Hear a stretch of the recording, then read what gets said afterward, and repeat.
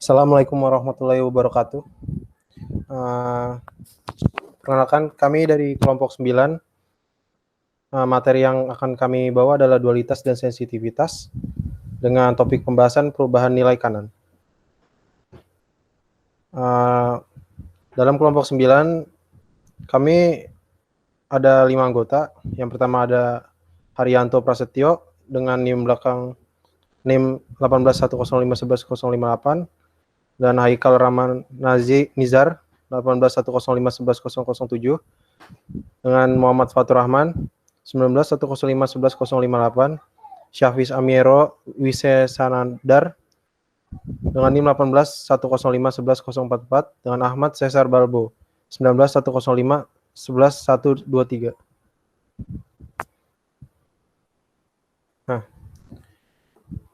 Perubahan konstanta ruas kanan. Sebenarnya pengaruh konstanta ruas kanan itu apa sih? Pengaruh perubahan konstanta ruas kanan atau dapat diartikan perubahan kapasitas sumber daya terhadap tabel optimal dapat ditentukan dengan menyelidiki perubahan konstanta ruas kanan yang baru pada tabel optimal atau dirumuskan sebagai berikut. Ini ada rumus perubahan ruas kanan itu XI sama dengan B pangkat min 1 kali BI. Dengan XI itu merupakan menunjukkan nilai baru atau nilai pada tabel optimal.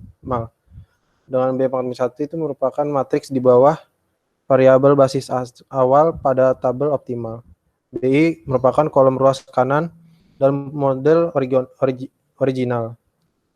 Syarat perubahan tabel optimal itu nilai XI atau nilai perubahan barunya itu harus di atas 0 atau positif. Positif atau 0. Ya, contoh kasusnya adalah PT Kembang Arum menghasilkan 2 macam barang. Setiap unit barang tersebut memiliki bahan baku yang berbeda. Pada unit pertama, bahan baku A membutuhkan 2 kg dan bahan baku B membutuhkan 2 kg juga. Setiap unit produk kedua memerlukan bahan baku A sebesar 1 kg dan bahan baku B-nya 3 kg. Jumlah bahan baku untuk produk A yang bisa disediakan perusahaan sebanyak 600 kg dan bahan baku untuk produk kedua atau B adalah 9.000 kg. Sumbangan terhadap laba dan biaya tetap atau yang dihitung dengan harga jual persatuan dikurangi biaya variabel persatuan. Setiap unit produk pertama sebesar 300 dan setiap unit produk kedua 400. Agar masalah di atas bisa jelaskan kita pahami, kita susun ke dalam tabel seperti yang terlihat pada tabel berikut.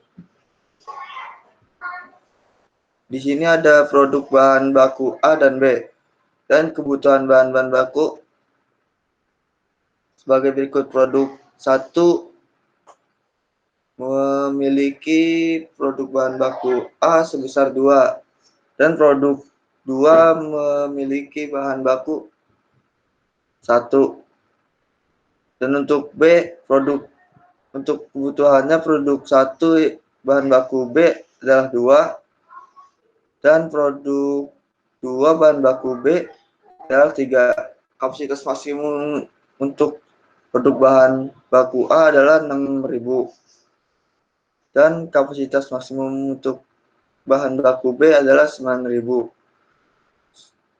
Dari produk 1 dan 2 memiliki sumbangan terhadap laba sebesar 3 untuk produk 1 dan 4 untuk produk 2. Ya, untuk selanjutnya ada fungsi tujuannya itu maksimalisasi Z sama dengan 3x1 ditambah 4x2. Lalu untuk fungsi kendalanya itu ada untuk produk bahan baku A-nya itu dipakai di produk pertama kan 2 dan di produk kedua 1 dengan maksimalnya itu tadi sumber dayanya 6.000 kg. Lalu untuk produk B-nya dipakai di produk pertama 2 kg dan di produk keduanya 3, jadinya 2x1 ditambah 3x2 lebih besar sama dengan 9.000. Lalu untuk untuk setelah itu diubah menjadi bentuk baku, yaitu kan syaratnya untuk fungsi tujuannya nilai kanannya itu sama dengan 0, dan syarat fungsi kendalanya nilai kanan harus positif, tidak boleh negatif. Jadinya perubahannya fungsi tujuan maksimisasi Z dikurang 3x1 dikurang 4x2 sama dengan 0. Dan bentuk baku fungsi kendalanya ada yang pertama 2x1 ditambah x2 ditambah surplus 1 sama dengan 6.000. Yang kedua 2x1 ditambah 3x2 ditambah surplus sama dengan 9.000. Untuk selanjutnya mengenai tabel iterasi. Tabel iterasi dibuat setelah ditentukan persamaan bakunya. Setelah dijadikan persamaan baku, dijadikan tabel iterasi. Tabel iterasi pada iterasi pertama 1, min 3, min 4, 0, 0, dan nilai kanannya 0. Lalu pada S1 0, 2, 1, 1, 0 dengan nilai kanan 6.000. Pada S2 0, 2, 3, 0, 1 dengan nilai kanan 9.000. Lalu kemudian ke iterasi kedua dengan menentukan pivot, kolom pivotnya sama baris pivotnya ditemukan di kolom X2 baris X2 baris S2. Lalu jadilah angkanya jadi 1, min 3, min 1/3, 0, 0, 4/3, dan nilai kanannya 12.000. Lalu S1-nya 0, 4/3, 0, 1, min 1/3 dengan nilai kanan 3.000. Dan X2 yang telah tadinya jadi yang dari S2 menjadi X2 0, 2/3, 1, 0, 1/3, dan 3.000. Lalu kemudian dilanjutkan karena Z-nya belum seluruhnya positif, dilanjutkan pada iterasi ketiga. Pada iterasi ketiga baris dan kolom pivotnya itu adalah di X1 dan S1 dengan hasil nilai Z 1, 0, 0, 1/4, 5/4 dengan nilai kanan 12.750. Lalu X1-nya 0, 1, 0, 3/4, negatif 1/4 dengan nilai kanan 2.250. Dan X2-nya 0, 0, 1, min 1/2, 1/2 dengan nilai kanan 1.500. Karena dari sini Z-nya sudah positif semua, maka ini adalah tabel optimalnya dengan nilai akhirnya Z-nya sama dengan 12.750, variabel keputusannya X1 dan X2, dan nilai variabel keputusannya X1 2.250 dan X2 1.500. Baik, selanjutnya karena sesuai dengan tema presentasi kita yaitu perubahan nilai kanan, di sini kita mencoba untuk mengubah X1 yang tadi sumber dayanya 6.000 kita ubah menjadi 8.000. Nah, bisa perhatikan di sini 8.000 untuk S1 dan S2-nya itu sumber daya 9.000. Lalu kita perkalian matriks dengan nilai 3/4 min 1/4 ini didapat dari sini, dari S1 dan S2. 3/4 min 1/4 min setengah dan setengah. Lalu dilakukan perkalian matriks 8.000 kali 3/4 ditambah 9.000 dikali min 1/4 dan diperoleh nilai 3.750 untuk X1-nya, dan X2-nya itu diperoleh nilai 500. Baik, karena nilai luas kanannya itu seluruhnya positif, maka variabel basis tidak ada yang berubah. Jadi hanya nilai X1-nya itu 3.750 dan X2-nya 500, maka nilai Z yang barunya itu yaitu dengan fungsi tujuannya 3x1, 3 dikali 3.750 ditambah 4x2, 4 kali 500. Hasilnya adalah 13.250. Ini untuk percobaan keduanya, kita mencoba mengubah X1-nya itu menjadi 2.000.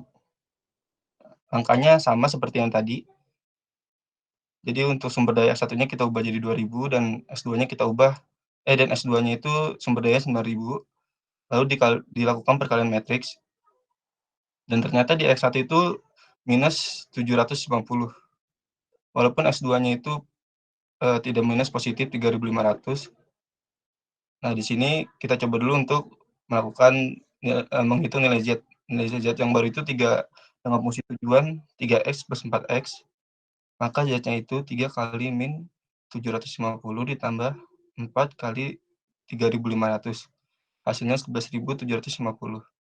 Meskipun nilai Z-nya itu optimal, namun karena fungsi X1 negatif 700 min 750, maka solusi tersebut dikatakan tidak layak. Oleh karena itu, untuk menyelesaikan masalah ini, digunakan metode simpek dualitas. Untuk caranya itu, pertama kita melihat nilai NK-nya. Kita lihat nilai yang minus terbesar. Nah, dalam kasus ini, untuk minusnya hanya 750, jadi sebagai patokannya dia akan di X1, di minus 750. Habis itu kita lihat secara horizontal, kita cari nilai minus yang paling tertinggi. Ternyata jatuh pada min 1/4, maka titik temunya di min 1/4 ini di S1 dan S2. Dan setelah itu kita lakukan pengubahan menjadi matriks diagonal. Dengan cara min 1/4-nya harus dijadikan 1 dan bagian atasnya ini 5/4 dijadikan 0 dan setengahnya itu dijadikan 0. Maka hasilnya sebagai berikut ini. Nah, pada tabel optimal baru karena ruas sisi kanan dan baris Z-nya sudah positif, maka tabel di atas telah dioptimal dan layak. Jadi solusi yang baru adalah dengan nilai X1-nya 3.000, S2-nya 2.000, dan Z-nya 8.000. Baik, berikut ini soal latihan untuk para teman-teman yang sedang menonton. Inilah soalnya. Ya, sekian presentasi dari kami. Terima kasih kepada penonton yang telah menonton video ini sampai habis. Kami ucapkan terima kasih, kurang lebihnya mohon maaf. Wassalamualaikum warahmatullahi wabarakatuh.